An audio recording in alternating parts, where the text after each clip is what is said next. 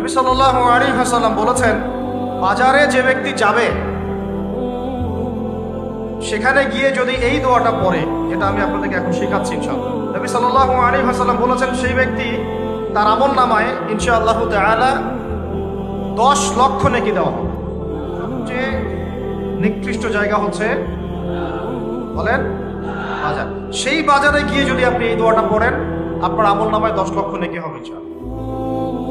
দোয়াটা হচ্ছে এরকম, আমার সাথে বলেন, লা ইলাহা ইল্লাল্লাহ ওয়াহদাহু লা শারীকা লাহু লাহুল মুলক ওয়া লাহুল হামদ ইউহয়ী ওয়া ইউমীত ওয়া হুয়া হাইয়্যুন লা ইয়ামুত বিয়াদিহিল খায়রু কুল্লুহু ওয়া হুয়া আলা কুল্লি শাইইন কাদির।